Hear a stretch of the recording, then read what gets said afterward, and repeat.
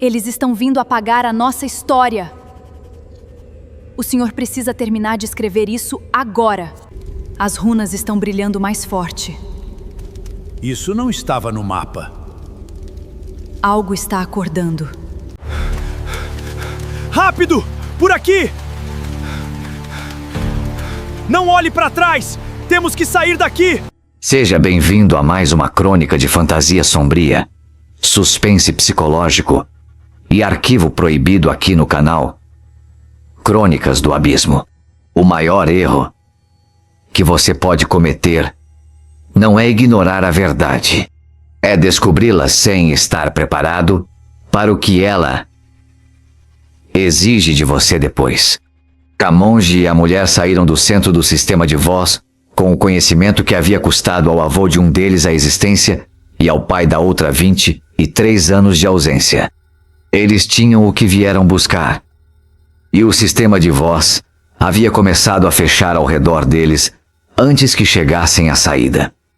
Mas o sistema externo era o menor dos dois problemas que carregavam agora.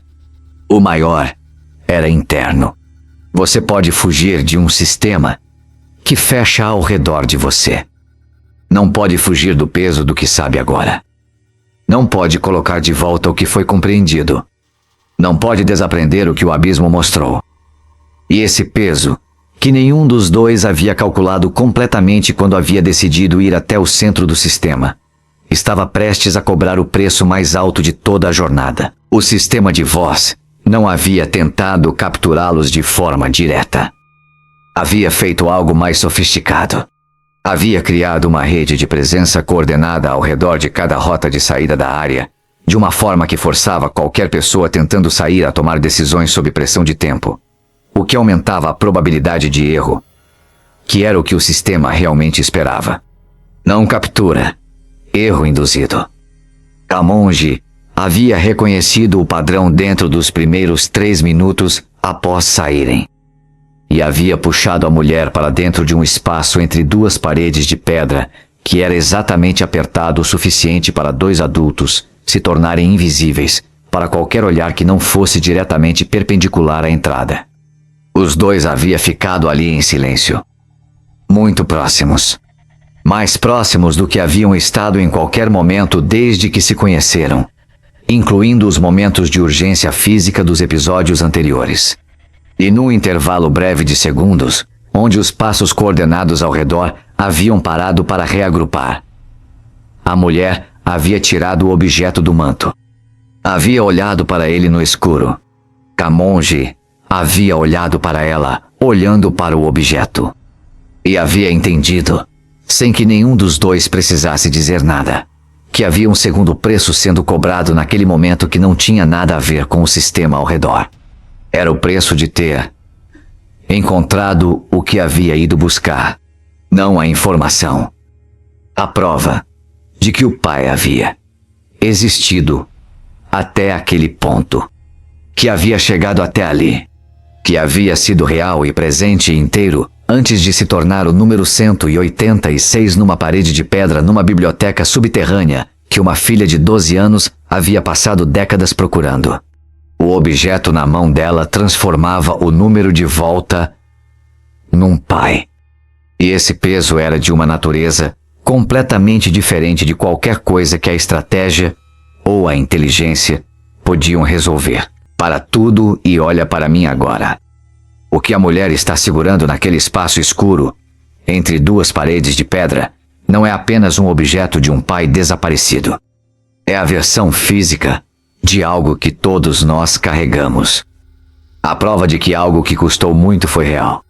Você já passou por uma situação onde finalmente obteve uma resposta que havia procurado por muito tempo e a resposta não trouxe alívio? Onde confirmar o que você suspeitava não resolveu a dor, apenas a tornou mais concreta? A maioria das pessoas imagina que respostas libertam. O que ninguém avisa é que certas respostas apenas trocam uma dor por outra. A dor do não saber pela dor do saber e não poder mudar. A mulher sabia agora com certeza onde o pai havia chegado antes de desaparecer. Isso não trazia o pai de volta, mas tornava impossível continuar carregando a vaga possibilidade de que havia sobrevivido em algum lugar que ela não havia procurado ainda. Certeza é mais pesada que esperança. Sempre foi. Faz o teu posicionamento agora. Clica no botão de inscrição. Ativa o sininho. Desce nos comentários e escreve a palavra presso. É o teu selo do episódio 15. A declaração de que você entende que toda verdade importante cobra algo que nenhuma estratégia consegue evitar. O que Camonji decidiu fazer com o que sabiam vem agora. Quando os passos ao redor haviam se distanciado o suficiente para criar uma janela de movimento, Camonji havia começado a dividir os registros que haviam trazido do centro do sistema. 2 conjuntos, não iguais, complementares. Cada um contendo o suficiente para fazer sentido sozinho, mas insuficiente para ser completo sem o outro. A lógica era clara. Se o sistema capturasse um dos dois, a metade do outro permanecia. E a metade de um conhecimento transmitido era infinitamente mais resistente ao esquecimento do que a totalidade de um conhecimento que desaparecia com quem o carregava. A mulher havia olhado para a divisão sendo feita. Havia entendido antes que ele terminasse. E havia dito não. Não com raiva. Não com argumento estratégico. Com uma calma que era mais definitiva do que qualquer argumento poderia ser. Havia dito que a divisão fazia sentido lógico perfeito. E que havia uma razão pela qual não funcionaria, que não era lógica. Que o que havia encontrado no centro do sistema, o objeto do pai, não podia ser dividido entre 2 conjuntos de registros como se fosse informação. Que se ela fosse capturada, o sistema não obteria apenas metade do conhecimento. Obteria a prova de que o pai havia chegado até ali, que havia algo pessoal naquela busca, que havia uma filha que havia passado 23 anos procurando por isso, e que essa informação, nas mãos do sistema, era mais perigosa do que qualquer metade do conhecimento que carregavam, porque o sistema sabia como usar histórias pessoais. Havia usado a do arquivista para capturar Camonji no EP 011. Poderia usar a dela para criar uma armadilha para quem recebesse o conhecimento depois deles. Camonji havia ficado em silêncio processando isso. E havia reconhecido que ela estava certa. E que isso criava um problema novo que a divisão original não resolvia. Os 2 haviam ficado em silêncio por um momento que o espaço apertado tornava fisicamente desconfortável, além de estrategicamente urgente. Então Camonji havia dito o que havia chegado como conclusão durante o silêncio. Que havia apenas uma forma de resolver os 2 problemas ao mesmo tempo. Que eles precisavam se separar. Não dividir o conhecimento entre os 2. Ir por caminhos diferentes ao mesmo tempo para o mesmo destino. Isso criava 2 linhas de movimento simultâneo que o sistema precisaria cobrir ao mesmo tempo, dividindo os recursos de monitoramento, reduzindo a efetividade da rede em ambas as direções. E garantia que mesmo que um dos caminhos fosse completamente bloqueado, o outro chegaria. A mulher havia ficado olhando para ele por um momento. Havia uma pergunta que nenhum dos 2 estava fazendo em voz alta, mas que o espaço apertado entre as 2 paredes de pedra tornava impossível de ignorar. E se um dos caminhos não chegasse? Nenhum dos 2 havia respondido à pergunta não feita. Havia saído pela fresta do espaço em direções opostas. Nenhum havia olhado para trás. Ambos haviam sabido que olhar para trás era o tipo de movimento que o sistema ao redor usaria como informação sobre o estado emocional de quem estava fugindo. Não olhar para trás era estratégia. Também era o peso mais pesado que qualquer um dos 2 havia carregado nessa jornada inteira. O caminho de Camonji havia sido limpo. Não porque o sistema havia falhado, porque havia tomado uma decisão que o sistema não havia modelado como possível com base no perfil que havia acumulado sobre ele desde o EP-001. Havia ido diretamente para o lugar mais óbvio. O lugar que qualquer análise do perfil de Camonji indicaria como o último lugar que ele escolheria por ser o mais monitorado. E havia funcionado precisamente porque o sistema havia antecipado que ele tentaria o menos óbvio e havia alocado recursos nessa direção. O arquivista estava lá. Havia preparado o espaço com a antecipação específica de alguém que sabia que uma versão desse momento chegaria, mas não sabia em qual forma. Havia perguntado com os olhos se a mulher vinha. Camonji havia respondido com os olhos que não sabia. E havia começado a transmitir, com a precisão e a velocidade de alguém que havia organizado mentalmente cada elemento do que precisava comunicar durante cada segundo do caminho até ali. O arquivista havia registrado com a atenção específica de alguém para quem esse era o momento mais importante de 42 anos de espera. O conhecimento havia começado a se mover de dentro de uma única mente para dentro de um sistema que poderia distribuí-lo. O primeiro passo para torná-lo impossível de encerrar junto com quem o carregava. E foi durante a transmissão que a porta havia se aberto. A mulher havia entrado. Ela havia chegado. Mas havia algo diferente nela que Camonji havia identificado antes de terminar a frase que estava transmitindo ao arquivista. Não era derrota. Não era alívio simples de ter chegado. Era a postura específica de alguém que havia encontrado algo no caminho que não estava no plano original e que havia precisado processar sozinha durante o trajeto inteiro, porque não havia ninguém ao lado para ajudar a processar. O arquivista havia olhado para ela com uma expressão que era diferente da expressão com que havia olhado para Camonji. Era o olhar de alguém que reconhecia algo. Não no rosto dela.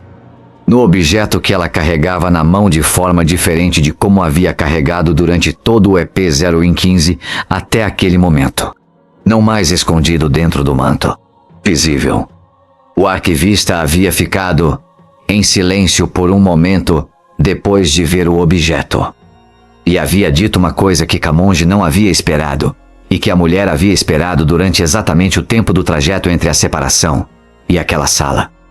Havia dito que conhecia aquele objeto, que havia registrado a descrição dele em um documento 42 anos atrás, quando havia catalogado o que o nome 186 havia trazido consigo antes de desaparecer. E que havia uma nota no registro que ele nunca havia entendido completamente até aquele momento. O nome 180. Issais havia deixado uma instrução, que o objeto deveria ser entregue somente quando a pessoa que o reclamasse chegasse acompanhada de alguém que houvesse transmitido o conhecimento do centro do sistema. Não antes. Não separado. Os dois juntos. A instrução havia esperado 42 anos pelo momento exato em que estava acontecendo agora. Quando você olha muito tempo para o abismo olha de volta para você. Nietzsche escreveu isso séculos atrás. O universo de Camonji o demonstrou ao longo de 15 episódios. Conhecimento não é recompensa. É responsabilidade. É peso. É a impossibilidade de continuar sendo quem você era antes de saber o que agora sabe. Camonji e a mulher chegaram ao centro do sistema de voz como duas pessoas que buscavam respostas. Saíram como duas pessoas que carregam algo que o mundo precisava que permanecesse esquecido. E que agora precisam decidir o que fazer com esse peso em cada decisão que tomarem pelo resto das suas vidas. Isso não é ficção medieval. É a experiência mais humana que existe. Você já aprendeu algo que mudou permanentemente como você enxerga o mundo ao redor, que tornou impossível aceitar certas coisas como inevitáveis ou naturais, que criou uma responsabilidade que você não pediu, mas que não pode devolver. O link na descrição aponta para um protocolo desenvolvido para pessoas que chegaram a essa experiência e que precisam de clareza sobre o que fazer com o peso do que sabem. Como agir sobre verdades que o mundo ao redor preferiria que você esquecesse. O link está na descrição. Toca agora. E se este episódio tocou em algo real dentro de você, o arco 2 das Crônicas do Abismo está chegando ao seu momento mais perigoso. No próximo episódio, a instrução do nome 186 revela o que o objeto contém. E o que contém não é informação. É uma escolha que o pai da mulher havia deixado para a filha, que sabia que viria. Uma escolha que só pode ser feita uma vez. E que, dependendo do que a mulher decidir, muda permanentemente não apenas a sua história. Muda a história de tudo que Camonji construiu desde o primeiro decreto do rei no EP 0 e 1. O que está dentro do objeto? A resposta está na próxima crônica. O abismo revelou. E agora exige